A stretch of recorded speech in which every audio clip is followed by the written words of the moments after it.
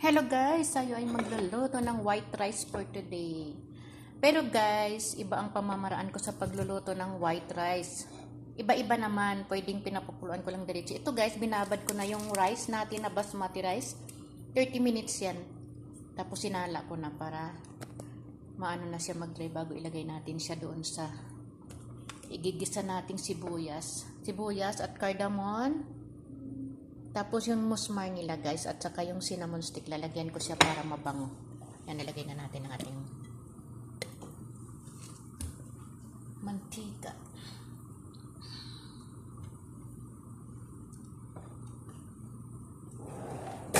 Init na siya dito, ilalagay na natin ang ating sibuyas. Sibuyas lang ha, walang bawang. Yung iba nga ano, sabay-sabay ko na siya guys, ilagay na natin ito lahat yung spices na. Tapos i-mekos natin. Yan kasing ano na yan. Yan kasing ano na yan, yung mga nilalagay natin ingredients. Pampabango yan ng kanin guys. Kagaya ng cardamom at saka yung musmar. Yan, i-mekos lang natin. Lagyan na natin siya ng asin guys. Pampalasa.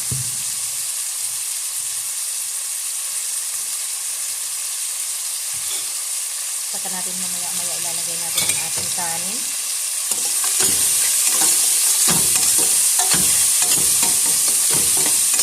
Kakaiba sila, no?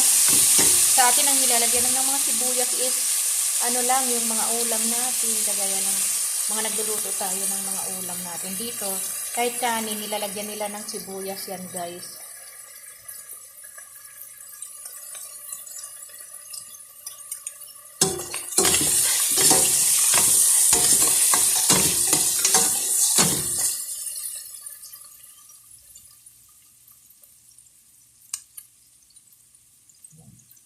Na ang ating sibuyas guys, ilagay natin ang ating kanin para mahalo-halo.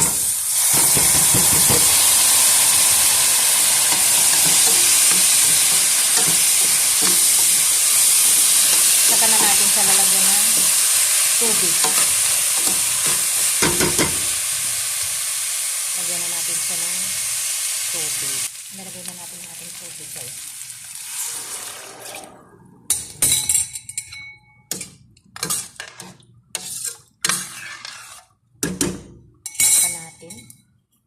Pag malapit ng maluto, lalagyan natin siya yan ng sili at saka onion.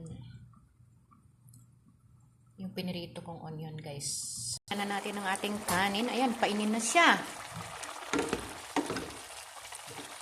Dahil painin na siya, ilalagay natin ang ating pinakrispy na sibuyas. Kunti na lang natira. Ayan, para mabango.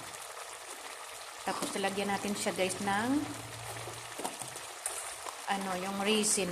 Ang resin nila dito is kulay brown. Hindi kagaya sa atin na kulay black. Meron din silang black dito. Pero hindi common sa kanila. Ito ang gusto nila.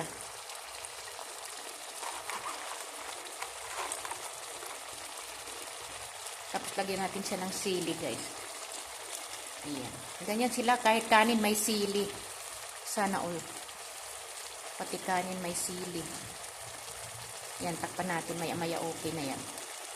Ayan na siya guys. Luto na ang ating kanin.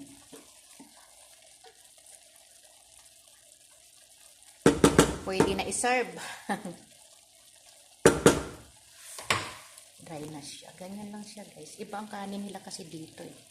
Thank you for watching mga ka-OFW.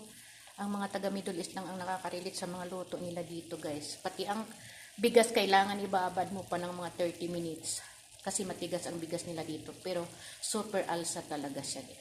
Maalsa ang kanin nila dito. Ganyan lang guys. Thank you so much. Bye bye.